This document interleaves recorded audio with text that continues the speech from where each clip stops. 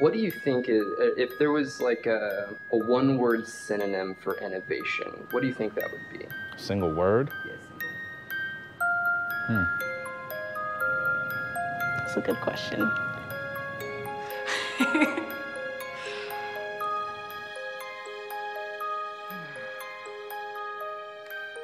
Okay, give me a second. Innovation is Probably critical. Change. Creative. Creativity. Creativity. Yeah, definitely. So when I think of the word innovation, the word that actually comes to mind is useful. If we really want to innovate, it's about saying yes. It's about saying yes and understanding what that opportunity and potential may be, because it might be an even bigger growth, it might be an even better opportunity than what we currently have. Innovation, a synonym for innovation would be, I think, courage or hope of doing something that matters. I think it does take courage. It's much easier just to do what you've always done, and but if we want different results, we have to have a little bit of risk-taking in us to try something different. And I think that's important for our students to learn as well. So outside of being on the council for 6 months, I was an activist, advocate, ally for years. Wichita State always came up from the communities that surround it. And the question was, how can Wichita State get more involved in the community and recruit more kids from our community? So for us, we're involved in all different types of communities. So some recent examples of that would be, we spent the last 3 years working in the Fairmount neighborhood through the Shocker Neighborhood Coalition, involved in research and direct programming. We saw more safety walks with WPD and Campus PD. We saw more engagement with the community, assessments. That was great because we saw there was a huge need for dental health in the community. Well, Wichita State has a dental health clinic, so we were able to identify some needs of the community and start to get those addressed. And I think that's a great model that Wichita State can continue around all the communities that surround it. And that changes people's lives, and that's like cross-sector of all different kinds, right? We've got private business people, we've got nonprofits, we've got local government, we got Wichita State, we got different departments on Wichita State working on this. And we're making people's lives better, and we're providing education in the form of lifestyles and healthy living, but we're making connections, and that's great that we get to be a part of that. I think one of the biggest misnomers is that the School of Music might be out of date with what's happening around it. Most of the times when people say that, they've never been to a School of Music concert. I think our School of Music is actually really innovative in the ways that it's approaching music making, the subject matter of the music, and just the way that we're sort of engaging our audiences. I'm always impressed by our students. Their willingness to sort of go out there and create their own opportunities. My name is Diana Wallace. I'll be a senior at Wichita State University this year. So I was asking Dr. Serfel-Dunn about festivals and stuff that I could possibly go to, and he recommended me to the Cortona Sessions, and it takes place in Cortona, Italy, and we just got like, I think 3 days of just new music. Electronics, improvisation, different instruments that I'm really hoping to bring back and incorporate in my music and to just share with everybody here. Yeah. I don't think that we interact with the colleges as much as I would like to. We have an opportunity as a School of Music to engage students from around the university. So why do I think they need to be a part of this if they're going to be an engineer? I think there's so many things that we could take from engineering or math, because some of like the greatest composers were like mathematicians also. And so I think there's some correlation. They can get these creative skills and failure skills that will allow them to come up with their own ideas. So it's not just innovation, but it's the idea of innovation tied with entrepreneurship, and the humanities are like the keystone to that. So when I hear innovation, I think creativity, and I think if it's not creative, it won't be successful. My name's Dave McDonald. I'm a professor of biology at Wichita State University. My research revolves around identifying things that are out in nature that are inherently antimicrobial. This project that we're talking about today, cranberries and honey controlling the growth of troublemakers in the human mouth, right? That is the type of a project which would be very appealing to a student who is interested ultimately in going into dentistry, say. I'm Dr. Alicia Prince. I'm from India. I graduated from dental school in India, and then I moved to the US, and I started school in Wichita State in the Department of Biology. My main area of interest is dentistry, and my graduate professor, Dr. McDonald's main area of interest is microbiology. So we found this amazing program where we could combine both and research dental bacteria. On the industrial side, they're interested in things for solving particular problems. And so working together, it really is a nice partnership. We check in with them. We're on the phone probably once a week. Now, of course, they have their concerns, right, which are quite different from the concerns you find in research at the university. We have ours, which is educating students, right? And these kind of weekly conversations and this whole collaboration is about bringing these two concerns together for the benefit of both. We get students who have real-world experience working with industry to solve problems. They get research from the industry, our industrial partners. They get experienced researchers using our hands to help them solve their problems. Innovation is the future, not just tackling problems which are going on right now, but thinking ahead.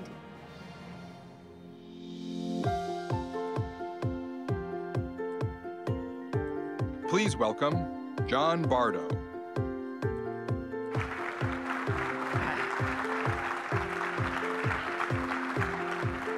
Thank you. I'm going to mess with the lighting, people. Could you turn down the spots and turn on the house lights, please, for my talk? This will make it a little easier because I'm going to ask people to stand and I don't want them to whack into each other. Yeah, we can turn on the room lights too. Perfect. Thank you. Okay. Well, thanks, everyone, for coming out this afternoon. A great crowd. Glad to see you all here. And I'd like to start by introducing some people. First of all, my spouse, Deborah, is here. Okay. And Rick Muma's spouse, Rick, is here. So we're glad you two made it and glad you're here. Now, would all new faculty, staff, students who are here today, who got to campus, please stand so we can recognize you. All right.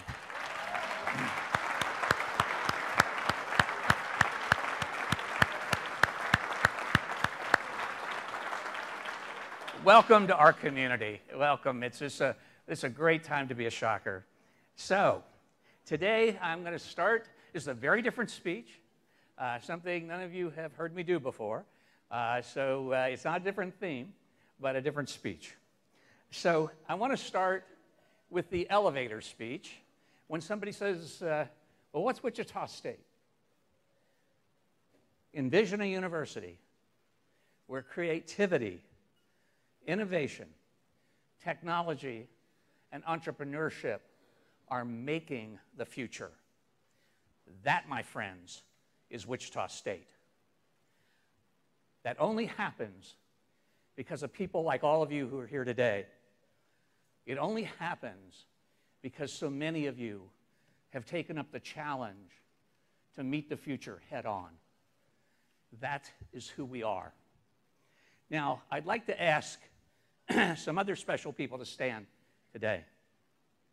Would everyone on the staff, in the faculty, in the administration, a student or a volunteer who participated in recruiting the largest freshman class in the history of the university, other undergraduates, graduate students, or international students, please stand and remain standing. Anyone who helped recruit, please stay up, stay up.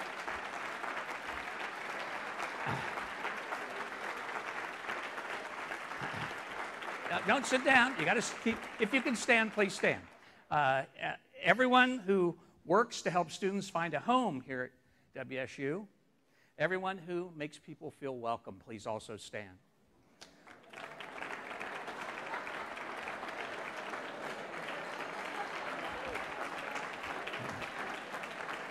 Everyone who is helping students stay at WSU until they graduate and have a good time here and get a great education here, please stand. Everyone who's worked with learning communities, freshman seminars, or who's developed badges, new certificates new degrees focused on the future and the needs of our students. Please stand.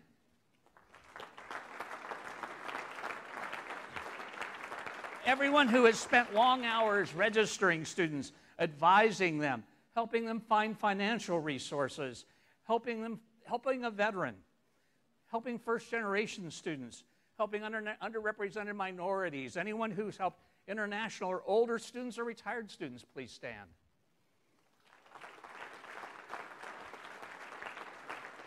Anyone who's raised money for scholarships or written grants or contracts that employ our students in areas where they can learn and where they can work, please stand. Everyone who's directed an internship, a co-op placement, an apprenticeship, Model UN, other disciplinary significant learning experience, please stand.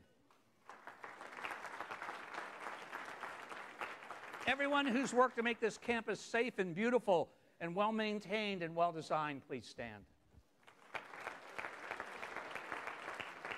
Everyone who has helped bring WSU Tech into the family, please stand. Everyone who can reimagine, who has reimagined a university that can better meet the needs of students, please stand. Or everyone who is working so hard to tell the story of this university or improve systems, or help focus resources, or help work to improve the campus culture and climate, please stand. Give each other a round of applause. Now, I want you to remember how many of you are standing. Please be seated. You know, sometimes when we go about our daily jobs and we sit and we work and we're helping the next person who comes in, we're filling out the next form, or we're sending off for the next piece of equipment, it's awfully hard to realize and awfully hard to remember that there are so many people doing the right thing. There are so many people who are making this place better for our students, who are doing cutting-edge research that's meaningful, who care about this community, who care about this state.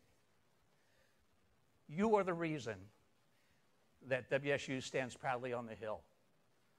You are why we still are true to who we are. It's a tremendously important thing that you do every day. And I think it's important that you see that you're not alone, that there are hundreds and hundreds of you across the campus who believe in where we're going, who believe in who we are, and who believe in who we've been. Now, today's talk is going to be very different. I'm not going to announce any new initiatives. I bet you're really sorry. And there aren't 500 charts and graphs and no regressions. David, there's no regressions. I can't believe it. I'm actually giving a speech with no regression models. So, what I'm going to talk about instead is who we are and why it matters that we're here, and how we got here, and why it matters that we're going down a road that began in 1895 and will continue as far as we can see. So I did, when I prepared this speech, I did what I always do. I go back and I look at literature. I find that if I read what other people are thinking, and I find that if I read what other people have thought, that it helps me gel what I need to say. And I can tell you I spent longer preparing this speech than any other speech I've ever given. And I will tell you that in my mind, it's probably the most important speech I've ever given, because it speaks to who you are.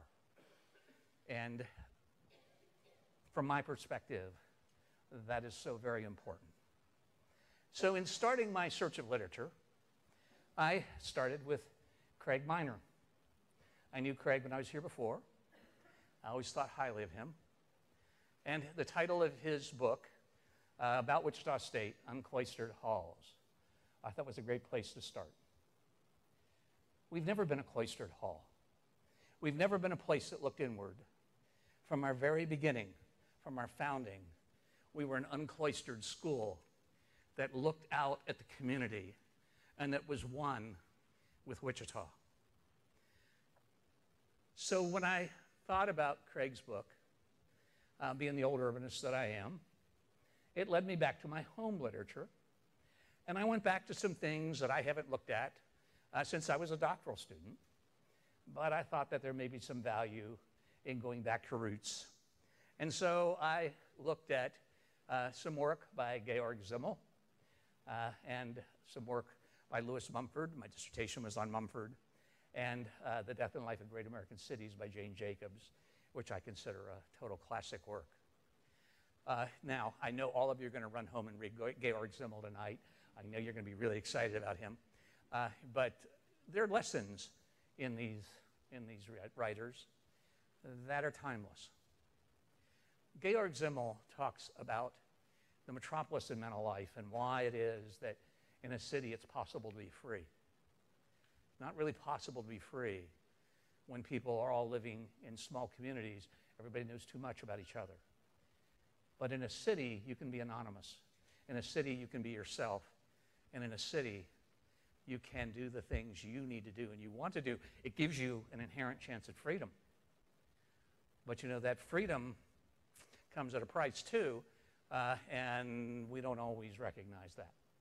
So one of the things that Mumford and Jacobs shows us is that it's not just freedom that you can get, but it's that built form and the natural environment that all come together with people bumping into each other who don't really know each other, who are in different places and doing different things and have different cultures and different backgrounds.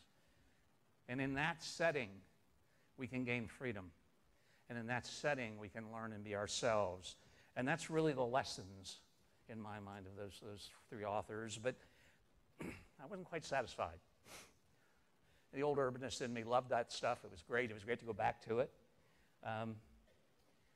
But I decided to look at some other people's literature, not just my own. And I spent quite a bit of time this summer going back through poetry that I hadn't read in a long time. Because I felt as though there might be some lessons there. And I wanted to pick poems that most of us would have learned, or at least known of. It's awfully hard, as most English faculty will tell you, to introduce new poetry and new concepts at the same time. It's tough work. So I started with people, moving from an urbanist. I thought, let's go back and look at Carl Sandburg's Chicago. That's a great poem. And this is the first verse. Hog butcher to the world, toolmaker, stacker of wheat. We know a lot about stacking wheat. Player with railroads and the nation's freight handler. Stormy, husky, brawling, city of the big shoulders. Well, like Chicago, Wichita has kind of a husky, brawling past. And, it made us strong and resilient, and we can pretty much take on whatever comes. You've shown that today. Look at all of you who stood. You've taken on some pretty tough stuff in revolutionary times. And you're all standing, and you're all moving forward. What we know is that we may not be as big as Chicago. We may not have all the things Chicago has, but we do have strong shoulders. And when we link those shoulders, we can lift up our people. We can lift up our community. We can take all of our people to a better place. It doesn't matter what color of skin you have. It doesn't matter who you love. It doesn't matter where you came from. It doesn't matter how old you are. It doesn't matter how much money you have, what kind of hardships you've had. We together have strong enough shoulders to lift you up. That is the message of Chicago. That is the message of Wichita State. Well, I'm old enough that I remember when Robert Frost read poetry at John Kennedy's inaugural. And Robert Frost was my mother's favorite poet. So I thought I would go back and pick up two poems by Frost. And they're poems that you probably read in school, but they have good meaning today.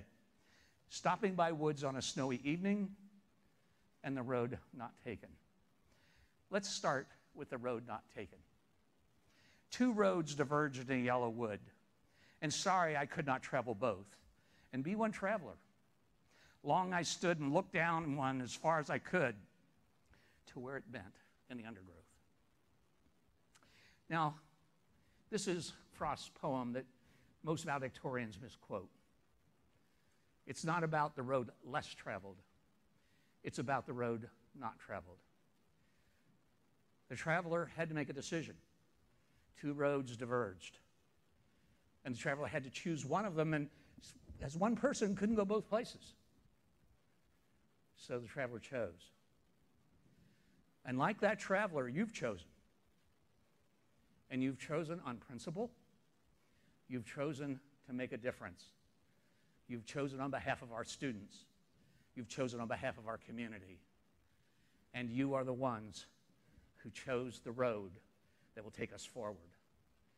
One by one, in small groups, in departments, you chose.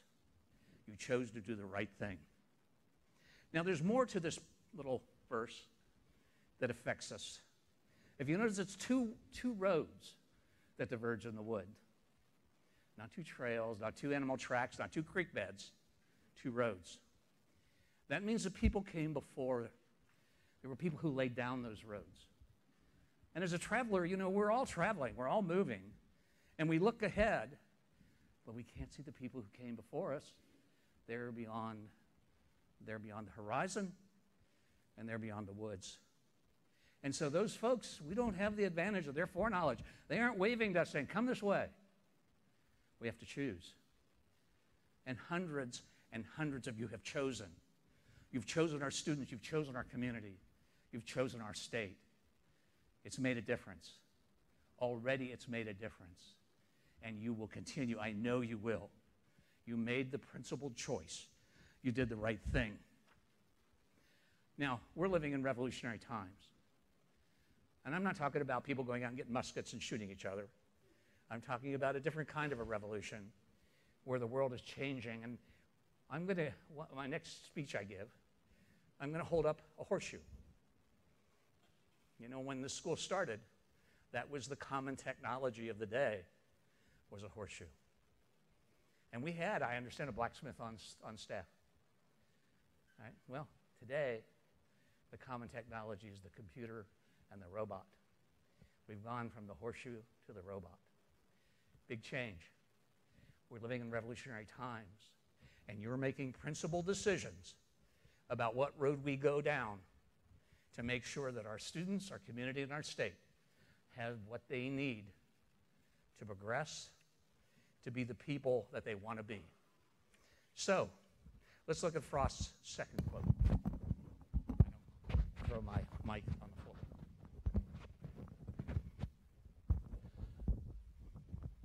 Okay. Stopping by woods on a snowy evening. The woods are lovely, dark and deep, but I have promises to keep and miles to go before I sleep. And miles to go before I sleep. Now think about the traveler. He stops his sleigh in the woods, where he's very comfortable. He's very excited to be there. I mean, he loves it. Comfort, cool, traditional. Think about a woods. He's there. It's his comfort zone. But he's made promises to others. And those promises make him move forward. As much as he would like to stay right where he is, his promises make him move forward. Those people aren't where he's comfortable. They're in the community. They're in the city. They're away from him. And so he takes his sleigh and his horse, and he moves. And he goes to where he has promises to keep. And these aren't just any promise. It's not like, okay, you know, you be good while I'm shopping and I'll buy you an ice cream. These are life-changing promises. These are promises that matter for the future. These are promises that change lives. That's why he's moving on. Now, if you think about a woods takes a long time to get dark and deep. kind of like a university. It takes a long time to grow. And it's really comfortable being where you were, isn't it? Really comfortable sitting there in the middle of what you knew, watching the woods fill up with snow, but you got promises. You made those promises. You took the jobs at Wichita State. You took the jobs on behalf of the people of Kansas, and you're keeping those promises. Every one of you who stood is keeping those promises and moving forward. That is the history of Wichita State. So, promises. They're key. We need to keep them. They're responsible. We are responsible. Now, there's a third poet that I want to finish on, and that's Maya Angelou. I got to meet her a couple of times when we lived in North Carolina. She wouldn't have remembered me had she still been alive, but I remember her. And before I got here the first time, she was a visiting scholar at Wichita State, so she has a local connection, and I understand that she came back and gave a talk here. And I decided after reading half a dozen of her poems again, that I would settle on I Know Why the Caged Bird Sings. It's her most famous poem, and it's the one that she named her biography with. So let's start with that one. And I want to start, there are two birds, the caged bird and the free bird. And I want to start with the free bird. The free bird thinks of another breeze, and the trade winds soft through the sighing trees, and fat worms waiting on a dawn-bright lawn, and names the sky his own. Free bird. The free bird chooses. The free bird is where it belongs. The free bird is soaring and growing and making its life. But the free bird, if you look at the line in red, the free bird couldn't be doing any of that if it didn't have sustenance. The fatted worm is the bird's version of a career. And without sustenance, that bird couldn't fly. Without sustenance, that bird wouldn't be strong enough to reach its potential, to self-actualize, to do the things that matter. And so Wichita State, from its beginning, has understood that it's creating free birds. It's creating opportunity. It's creating the tools needed for that bird to soar. And it's giving the resources that bird needs to be strong enough to soar and to make a difference. The free bird. The free bird historically was different. The free bird historically was a young person who came to university.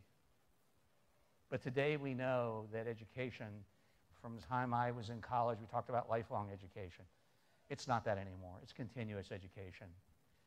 And if you're going to remain a free bird, you've got to keep connected. You've got to have the sustenance of a career, not just an entry-level job. And you've got to use that. You have to have the opportunity to understand how to use that to allow yourself to be what you can be, to be what you want to be. So now let's talk about the caged bird. The caged bird sings with a fearful trill of things unknown but longed for still, and his tune is heard on the distant hill, for the caged bird sings for freedom. The caged bird sings of freedom. Isn't that what we're really about at Wichita State? Isn't that what universities have been about since their founding? Freedom. You know, it's not just the young birds any longer. It's not just the 18-year-old student. It's that person who, you know, maybe in a nursing home now, who has an opportunity for the first time to study the Civil War that they always wanted to, but they were too busy taking care of their family. It may be that person who was too poor to go to school, but now has an opportunity because we've made badges available and certificates available, and maybe she can get her family to watch the the kids for a long weekend so she can get started and begin to try to apply her wings too. I mean, isn't that what universities are about? Isn't that what Wichita State is about? So, folks, today, what we're doing, we're not just opening the cage door to allow that young bird out. We're opening the cage door for everybody, and then we're smashing the cage to make sure that nobody ever puts that bird back in that cage. Wichita State, what you're doing is about freedom. It's about the community. It's about tomorrow. It's about capacity. It's about people achieving what they desire individually, and it's about what they can do together to make a life for all. We don't care what you look like. We don't care where you came from. We don't care who you love. We don't care how old you are. We don't care whether you're retired. What we care about is smashing that cage so that no one ever puts a person back in a cage again. They don't have to dream of freedom. They can be free. They can have sustenance. They can soar. They can self-actualize. Over the years, Wichita State has morphed and changed, and it's doing so again, but it's still Wichita State. Years ago, in 1895, people built a little college on a hill, and that college gave opportunity to people who couldn't afford to go to the well-heeled schools of the East. So what are you doing today? You know, you're helping bring freedom to that mother of 3 or 4 kids who is single and trying to make things work. You're bringing freedom to that father who, at age 40, lost his job because the business closed and now he has to start over. You're helping the worker continually upgrade skills. You're helping the first-generation student who never had a chance before and whose family said, come on, give it a shot, you can do it. You're helping the person, no matter for what reason, the person who was excluded from opportunity. You're making sure that person has that opportunity, and you're making sure that this university remains uncloistered, focusing on the needs of the people we serve. In the early days, we served the children of milliners and blacksmiths, small business owners, government workers, teachers, whoever needed us. Many of them had to work to go to school. Many of them had to contribute, and sometimes those jobs weren't very good. The football team went out and took big scythes and cut wheat in the fields that surrounded the university. And they became known as wheat shockers. And they gave us our identity, and they gave us our mascot. But you know, from the beginning, Little Fairmount College, that was built on that Fairmount east of the city, was about bringing opportunity, being a people's university, being a place where the child of a blacksmith could dare to soar and could have what he or she needed to be able to be everything that he or she could be. That's what you're doing here today. So when you help a student, just remember, you're smashing that cage. No one will ever lock that student back in a cage again. You're giving the student tools to move forward. We know why the free bird chooses where it goes. We know why the cage bird sings. You are the people who are making a difference every day for individual students, for our community, and for our state. You are why it is always a great day to be a shocker. Thank you.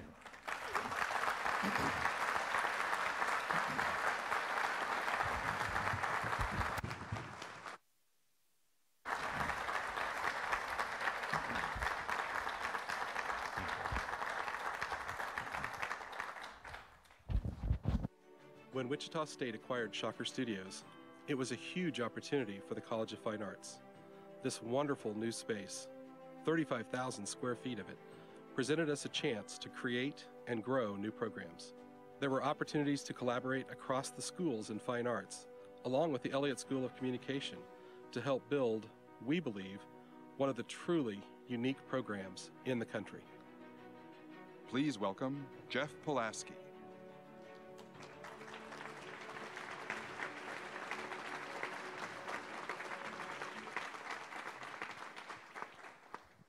Thank you. Excuse me.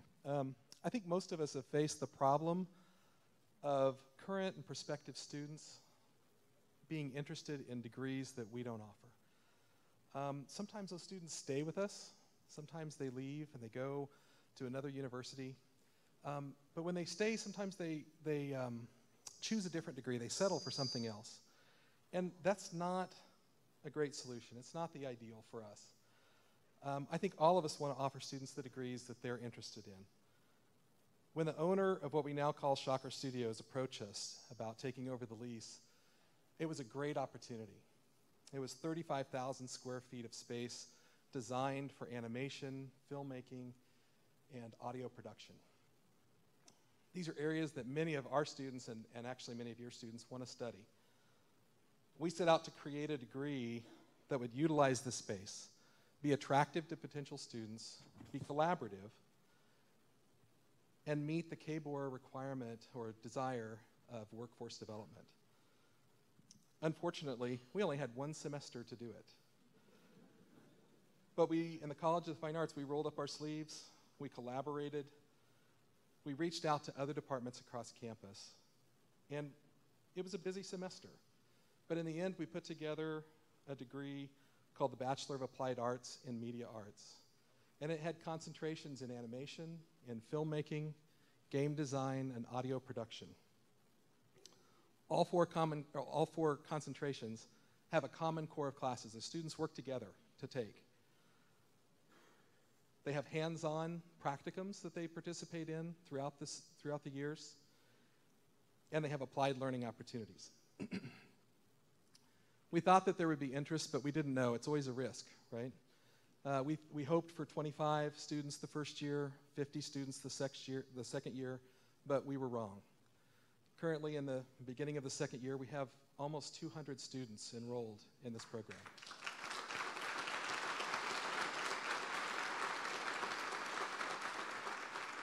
And those students are doing amazing things. They're rocking it. We have a student who has worked with Snoop Dogg, the rapper, to create videos for his US tour, I believe, which is incredible. We have students that helped to put on a gaming conference here in Wichita that was broadcast across the internet.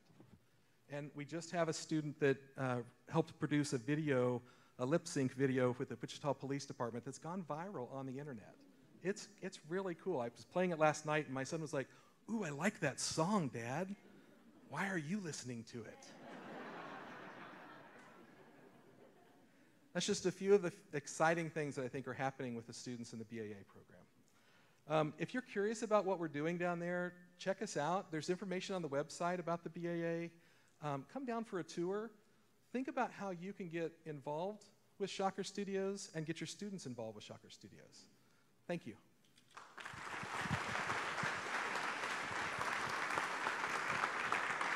I believe it's important to figure out what you're passionate about and how to harness that passion to make a difference in the world. Students immersed in the liberal arts gain not only a love of learning, but also ethical mindedness and the ability and desire to hold multiple perspectives. This furnishes them with the character needed to lead a successful and rewarding life. It's an investment here at Wichita State, not only for the next few years, but for a lifetime of work and fulfillment. Please welcome Andrew Hipsley.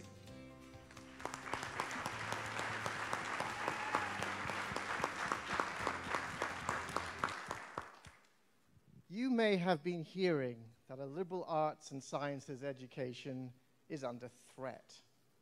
Today, I want to talk to you about why it's more important than ever that we provide our students here at Wichita State with as many liberal arts educational experiences as possible. Because exposure to the liberal arts is quite simply life-changing. First, it produces a love of learning. The jobs of today are seldom the jobs of tomorrow. To prosper in the workplace, you need adaptability, which requires learning how to learn. Second, the liberal arts emphasizes honesty and integrity and an ethical approach to engaging in the world because it foregrounds the pursuit of the truth based on real facts. It teaches the student that the pursuit itself is thrilling. This generation of students, I believe, more than any, is the generation that asks itself constantly the question, but am I doing the right thing? Third, liberal arts offers diversity, the value of allowing for a difference of opinions, of assessing multiple approaches and multiple methodologies, of seeking solutions in analogous situations, of listening to and assessing a range of perspectives. It therefore mitigates against this toxic tribal way of thinking. It mitigates against a loss of independence of thought that seems to be taking over. Fourth, a liberal arts experience is multi-layered, opening doors for a student to discover what they are truly passionate about, and so helping them to discover who they are and what their unique role is in changing the world. This is key in developing constructive, contributing citizens. Finally, the liberal arts is an investment, and it requires time and tenacity and depth and, yes, resource. And what's the return on the investment? Those hard-earned skills of critical thinking, deep analysis, problem-solving, collaboration, listening, communicating. All of these equip our students to pursue a lifetime of fulfillment in the workplace, but also in society. So, of course, I completely agree with the President. Liberal arts experience is a gift that we want to offer to as many as possible, working harder than ever together to open up possibilities to first-generation students, minorities, and the socially and economically disadvantaged. I am excited to serve a college whose mission is to do just that. And that's why I think we need to move forward together by getting that message across to students, parents, businesses, and society at large that a liberal arts and sciences experience actually is a key ingredient in creating a more fair, a more tolerant, and above all, a more positive society.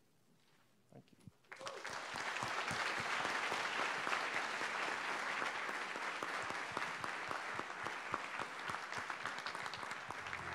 Coming to Wichita, I didn't know anything about Wichita, Kansas. I didn't know anything about Wichita State University. My one-stop advisor was very helpful, especially since I was out of state. Her just sending me a bunch of emails and phone calls have helped me out tremendously. And then with me coming to campus and trying to navigate through the campus, she has helped me out a lot and is not afraid for me to contact her anytime.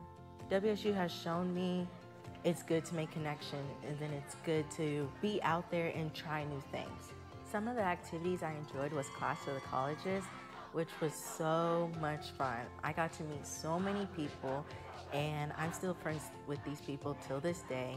I just have learned so much being here at WSU, and I wouldn't take it back for anything else. Please welcome Lisa Hansen, Sharika Fisher, and Aaron Austin.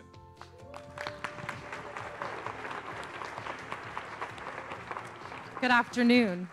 As we move forward together, one of the best places for us to focus is where our students start. It's important for us not only to talk to them about how to get their degree, but to piece together like a puzzle all of the different things that it takes to be a college student.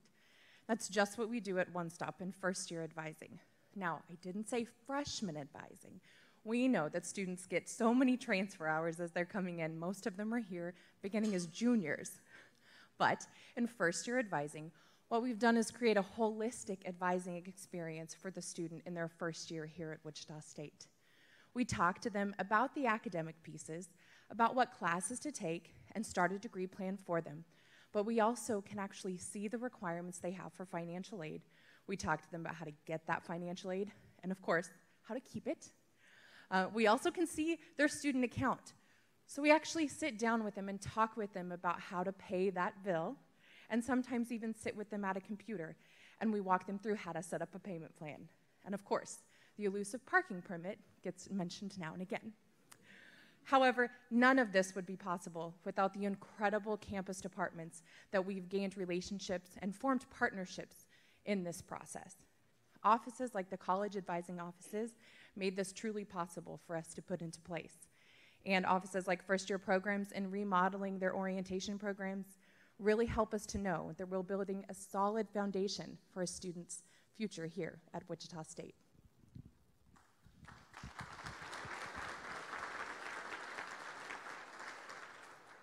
Innovation and experiential learning are values of our university, and this starts with the Office of First Year Programs. Our campus is growing and changing, and so are the needs of our new students. Office of First Year Programs, under the guidance of Student Success, hosts academic and social programs through our partnerships with offices like One Stop and our campus life areas on campus. These are the transitions that help our students become successful.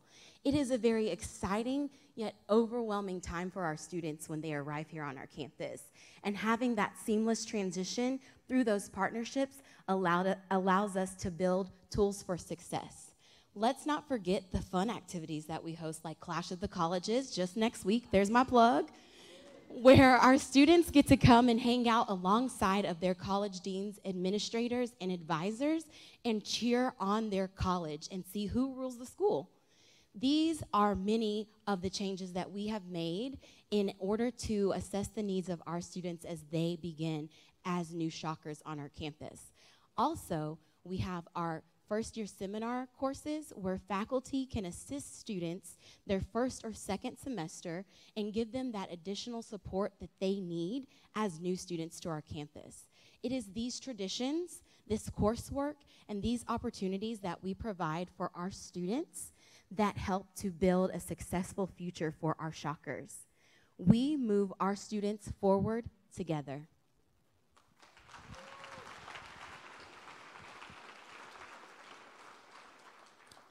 I want to go back and reference the video that we saw with Caitlin. The vision of the Division of Student Affairs is connecting every student, and Caitlin provides a great example of that.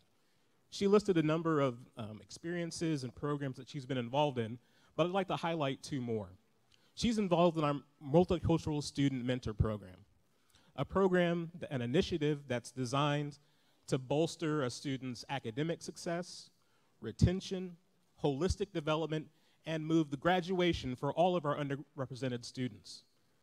Additionally, Caitlin is a member of our Black Student Union, a group of students bound together by their Black cultural heritage, a group that is focused on proactive leadership, a group that's focused on scholarship and service, giving back to the community, and serving as a positive role model for the university both on and off campus. What's exciting about Caitlin's story is that it's uplifting. But what's even more is that it's not unique. This is what we do. These kind of experiences happen every day in the Office of Diversity and Inclusion, in Shocker Hall, pickup games at the Heskett Center, and in all of your areas, building meaningful connections. This is our purpose. This is what we do. This is what we want. Thank all of you. We would like to take this opportunity to thank all of you for your experiences, sharing with students, and helping students connect, because we want more Caitlins. We want every student to say that they are connected, that they have been moved forward by this experience on campus, and that as a community together of classmates, faculty, staff, and others, that they have moved their career forward and that they're ready for the next step in their lives. So again, thank you for all the support you're going to give and the connections you're going to make.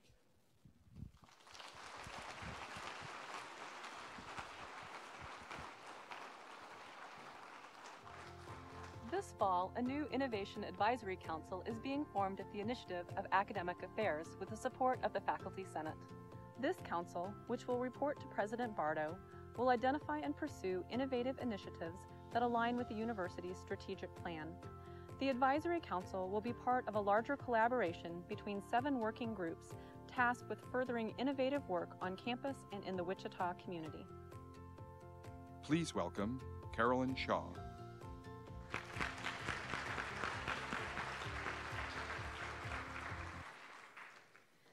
Thank you. I'm pleased to have a chance to speak to you today about 2 different opportunities for interdisciplinary engagement at Wichita State this year. The first I'd like to announce is a campus-wide competition to develop new interdisciplinary programs at Wichita State. Faculty, staff, and students are encouraged to collaborate to design new programs that will address the future needs of our students and community. The proposal should include collaboration across disciplines and be designed to attract new students. The authors of the winning proposal will receive $5,000 and 5 free parking permits in the red space. So look for an announcement in WSU Today or go online to learn more about this new initiative. The second opportunity for interdisciplinary engagement is with the creation of a new Innovation Advisory Council endorsed by the Faculty Senate last spring. With technology, society, and even higher education changing at unprecedented rates, it's critical that we examine the implications of these changes on our campus and the region so we can continue to prosper and impact the communities we serve. In addition to our educational mission, Wichita State has always strived to make Wichita a more vibrant, healthy, and economically secure place to live, work, and play. The Innovation Advisory Council will explore what steps WSU can take to promote environmental sustainability, economic sustainability, and sustainable growth and innovation at Wichita State and in the larger community around us. The council will serve as a hub in the development, execution, and communication of a vision for the campus and our efforts to impact the community. Our primary tasks will be to identify the strengths within the institution that can be translated out to advance the region, to identify partners in the community to assist with our urban serving mission, to identify national trends in educational community partnerships that would succeed at WSU, and to establish goals to advance sustainable innovation in Wichita related to educational access, solving community problems, and improving community well-being. This is a broad mandate, and obviously the council alone will not be able to achieve all these goals, but that's not the point. The point is for this group to be a connecting force that brings our campus together, a connecting force that bridges our expertise and our drive to promote the public good with like-minded community partners, and a connecting force that allows us, all of us, to move forward together. Thank you.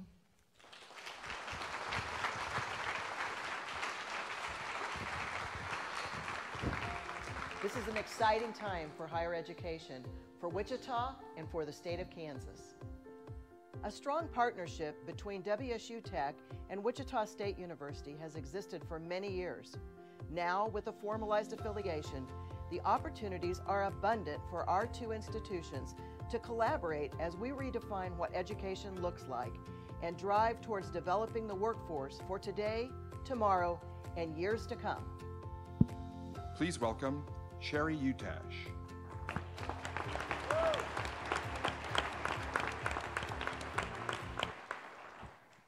It is an extreme honor and privilege for me to be a part of today's Forward Together, to talk about the WSU and the WSU Tech affiliation.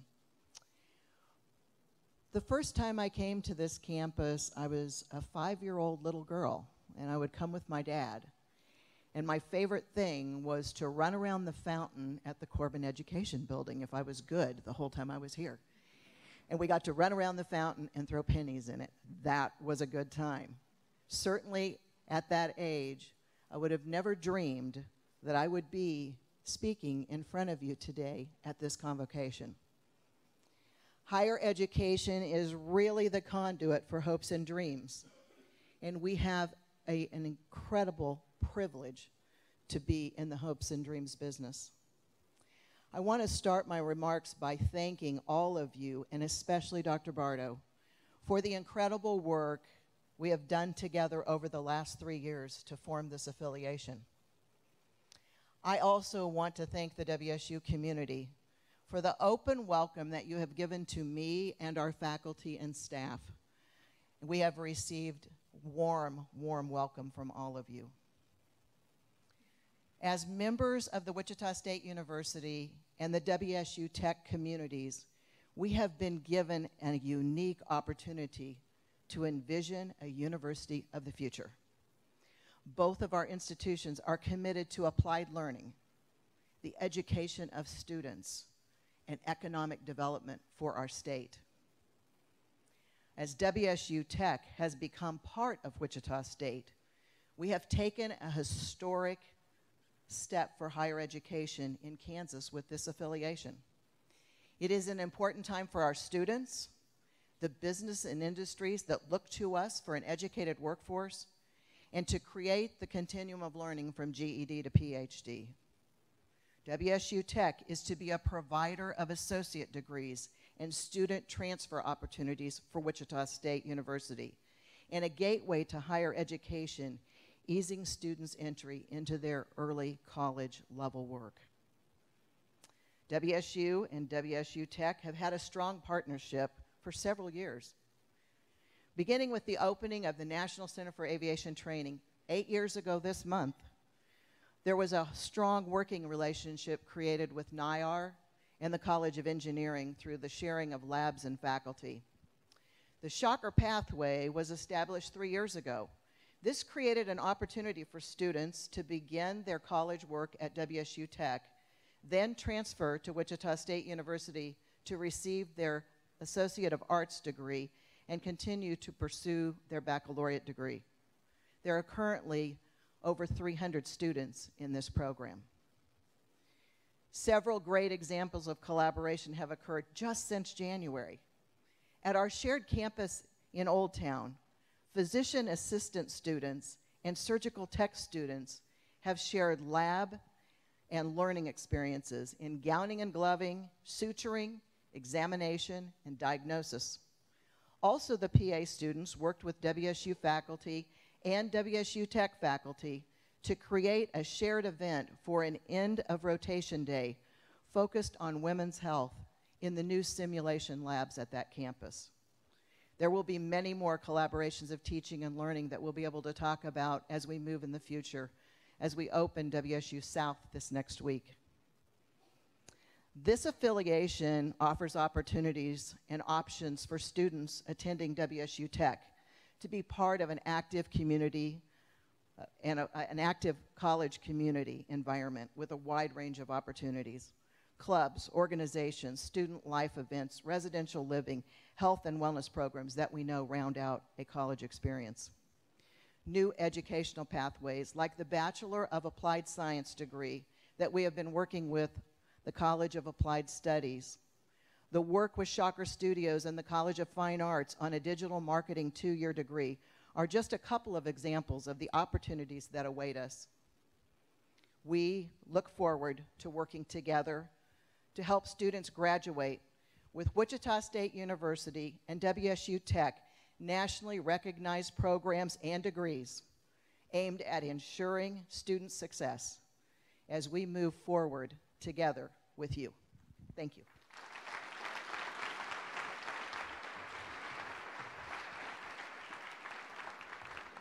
As we move into the new academic year, I'd like to thank each and every one of you for your work this past year.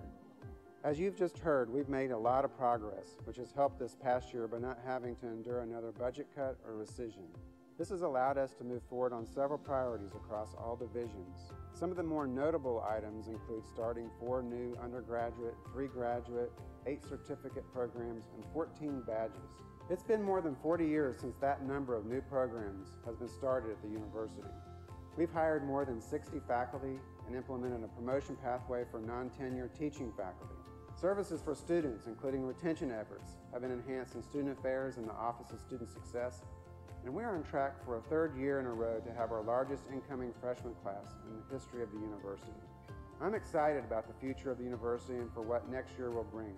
As we move forward, I'm looking forward to listening, discussing, and working with each of you on your ideas to make this university a better place for our students, faculty, and staff. Please welcome Rick Mumba.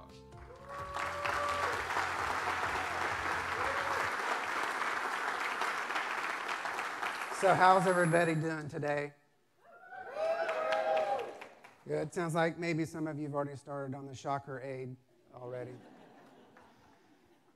So let's take another round of applause of our participants today.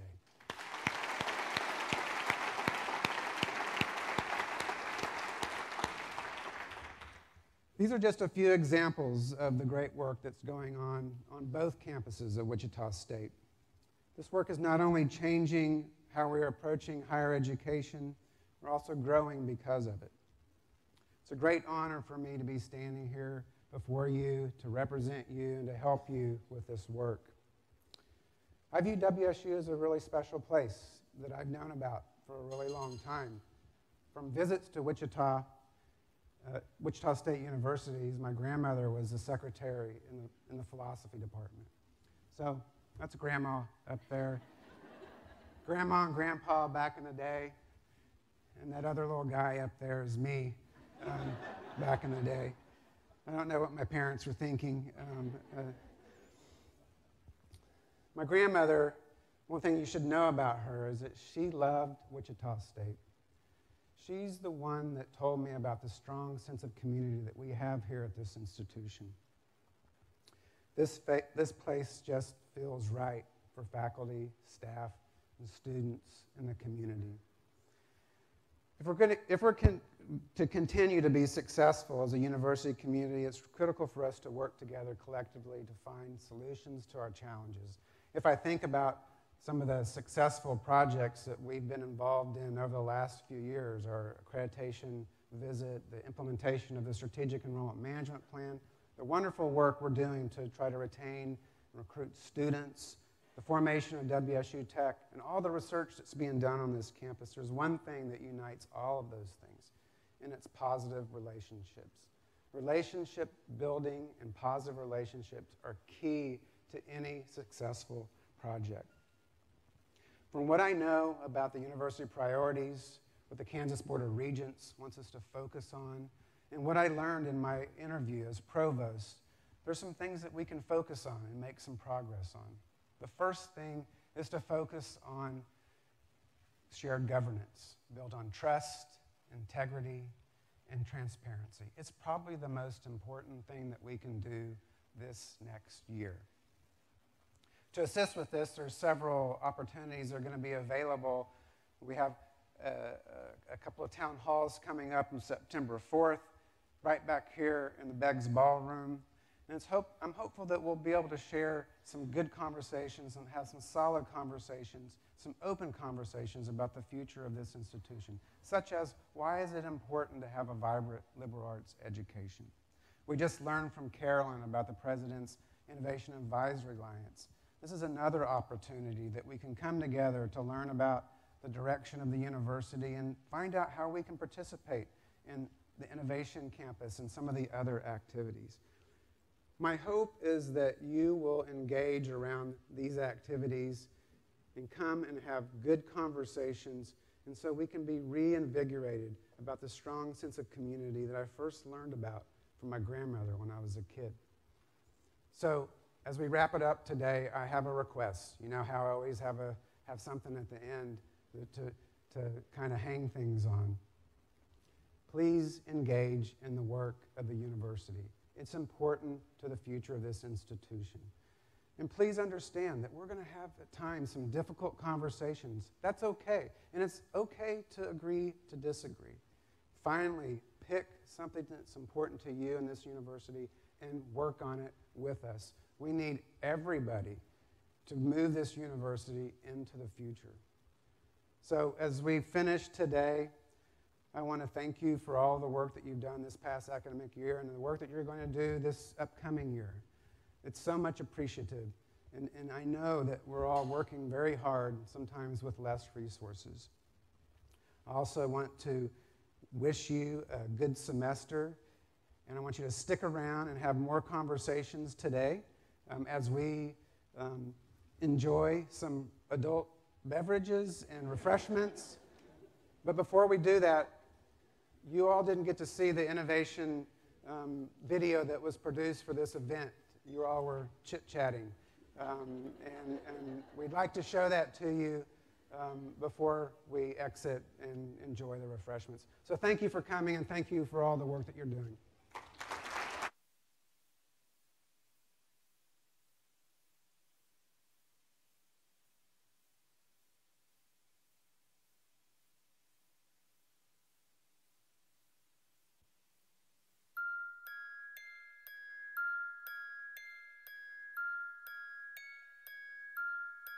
What do you think is, if there was like a one-word synonym for innovation, what do you think that would be?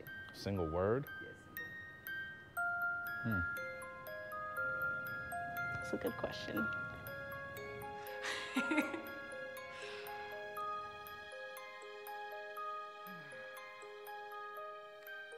Okay, give me a second. Innovation is probably critical. Change. Creative. Creativity. Creativity. Yeah, definitely. So when I think of the word innovation, the word that actually comes to mind is useful. If we really want to innovate, it's about saying yes. It's about saying yes and understanding what that opportunity and potential may be, because it might be an even bigger growth, it might be an even better opportunity than what we currently have. Innovation, a synonym for innovation would be, I think, courage or hope of doing something that matters. I think it does take courage. It's much easier just to do what you've always done, but if we want different results, we have to have a little bit of risk-taking in us to try something different. And I think that's important for our students to learn as well. So outside of being on the council for 6 months, I was an activist, advocate, ally for years. Wichita State always came up from the communities that surround it. And the question was, how can Wichita State get more involved in the community and recruit more kids from our community? So for us, we're involved in all different types of communities. So some recent examples of that would be, we spent the last 3 years working in the Fairmount neighborhood through the Shocker Neighborhood Coalition, involved in research and direct programming.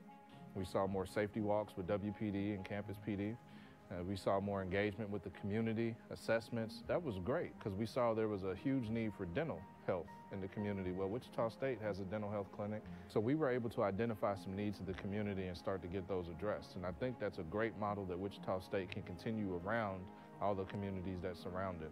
And that changes people's lives. And that's like cross-sector of all different kinds, right? We've got private business people, we've got nonprofits, we've got local government, we got Wichita State, we got different departments on Wichita State working on this. And we're making people's lives better, and we're providing education in the form of lifestyles and healthy living, but we're making connections, and that's great that we get to be a part of that. I think one of the biggest misnomers is that the School of Music might be out of date with what's happening around it. Most of the times when people say that, they've never been to a School of Music concert. I think our School of Music is actually really innovative in the ways that it's approaching music making, the subject matter of the music, and just the way that we're sort of engaging our audiences. I'm always impressed by our students. Their willingness to sort of go out there and create their own opportunities. My name is Diana Wallace. I'll be a senior at Wichita State University this year. So I was asking Dr.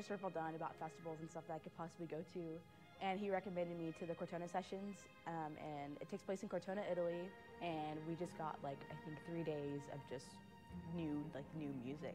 Electronics, improvisation, different instruments that I'm really hoping to bring back and incorporate in my music and to just share with everybody here. Yeah. I don't think that we interact with the colleges as much as I would like to. We have an opportunity as a School of Music to engage students from around the university. So why do I think they need to be a part of this if they're going to be an engineer? I think there's so many things that we could take from engineering or math because some of the greatest composers were mathematicians also. And so I think there's some correlation. They can get these creative skills and failure skills that will allow them to come up with their own ideas. So it's not just innovation, but it's the idea of innovation tied with entrepreneurship, and the humanities are the keystone to that. So when I hear innovation, I think creativity, and I think if it's not creative, it won't be successful. My name's Dave McDonald. I'm a professor of biology at Wichita State University. My research revolves around identifying things that are out in nature that are inherently antimicrobial. This project that we're talking about today, cranberries and honey controlling the growth of troublemakers in the human mouth, right? That is the type of a project which would be very appealing to a student who is interested ultimately in going into dentistry, say. I'm Dr. Alicia Prince. I'm from India. I graduated from dental school in India, and then I moved to the US, and I started school in Wichita State in the Department of Biology. My main area of interest is dentistry, and my graduate professor, Dr. McDonald's main area of interest is microbiology. So we found this amazing program where we could combine both and research dental bacteria. On the industrial side, they're interested in things for solving particular problems. And so working together, it really is a nice partnership. We check in with them. We're on the phone probably once a week. Now, of course, they have their concerns, right, which are quite different from the concerns you find in research at the university. We have ours, which is educating students, right? And these kind of weekly conversations and this whole collaboration is about bringing these two concerns together for the benefit of both. We get students who have real-world experience working with industry to solve problems. They get research from the industry, our industrial partners. They get experienced researchers using our hands to help them solve their problems. Innovation is the future, not just tackling problems which are going on right now, but thinking ahead